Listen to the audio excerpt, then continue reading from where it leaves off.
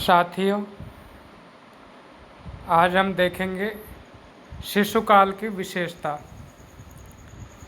के महत्वपूर्ण प्रश्न। तो आओ शुरू करते हैं। पहला प्रश्न, 4-5 वर्ष में बच्चा वह सब कुछ बन जाता है जो उसे भावी जीवन में बनना होता है। किसका कथन है? ये कथन फ्राइड का है।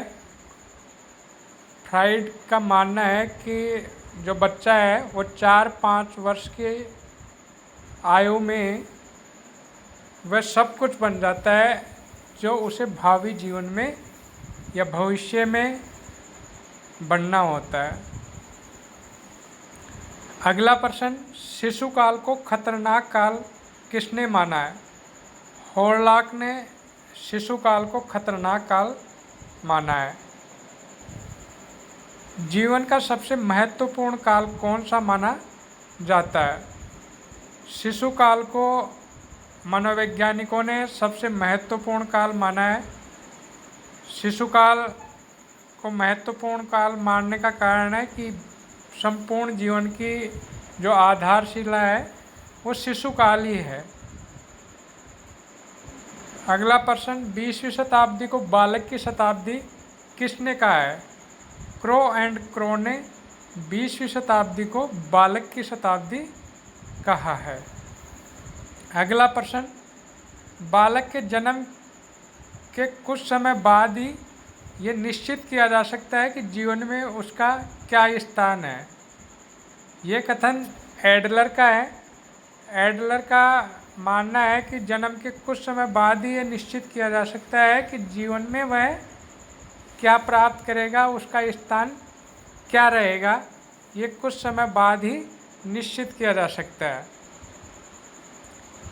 अगला प्रश्न देखिए, व्यक्ति का जितना भी मानसिक विकास होता है उसका आधा 3 वर्ष की आयु तक हो जाता है। ये कथन किसका है?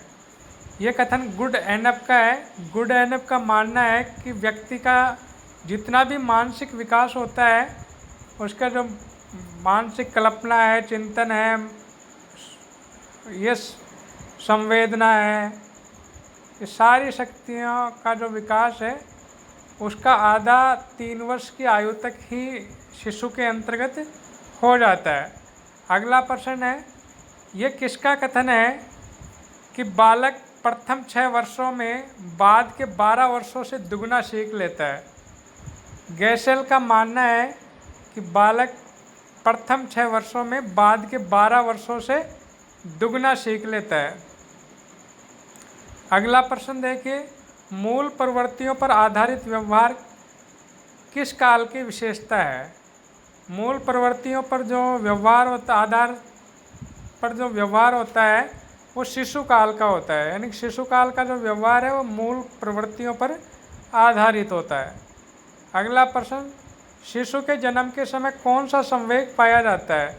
शिशु के जन्म के समय उत्तेजना संवेग पाया जाता है। अगला प्रश्न, हॉलॉक ने अपीली काल कहा है। हॉलॉक ने अपीली काल शिशुकाल को कहा है।